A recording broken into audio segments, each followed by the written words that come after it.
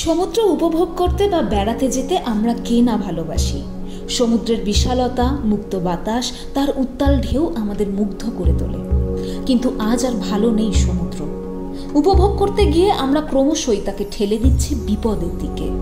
প্রকৃতির ভারসাম্য বজায় রাখার ক্ষেত্রে সমুদ্রের প্রভাব সুদূর প্রসারী, কিন্তু মানুষের দৈনন্দিন ক্রিয়াকলাপে সমুদ্রের জলে মিশছে বিষ, বাড়ছে ভয়াবহ দূষণ, প্রাণ হারাচ্ছে সামুদ্রিক প্রাণীরা।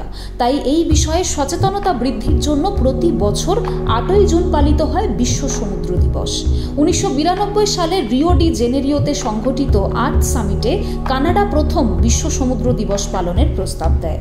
সমুদ্র যাতে দূষণমুক্ত থাকে এবং সামুদ্রিক প্রাণীরাও যাতে অনুকূল পরিবেশে বাঁচতে পারে, তার জন্য প্রতি বছর একটি নির্দিষ্ট থিমের উপরে পালিত হয় এই বিশেষ দিনটি।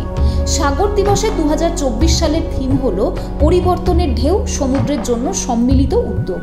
এই থিমটি সামুদ্রিক বিভিন্ন সমস্যা সমাধানের জন্য মিলিতভাবে কাজ করার গুরুত্বের উপরে জোর দেয়। সমুদ্রের ধারে বা জলে প্লাস্টিক নিক্ষেপ করা, জাহাজ বা অন্যান্য জলযান থেকে নির্গত হওয়া তেল, রাসায়নিক বর্জ্যের ক্ষতিকারক প্রভাব গিয়ে পড়ে সামুদ্রিক প্রাণীদের উপরে। ক্ষতি হবে জেনেও তাদের মৃত্যুর দিকে ঠেলে দিই আমরা। সামুদ্রিক প্রাণীর এমন বহু প্রজাতি আজ প্রায় বিলুপ্তির পথে। তাই সমুদ্রকে পরিষ্কার পরিচ্ছন্ন এবং দূষণমুক্ত রাখা অত্যন্ত প্রয়োজন।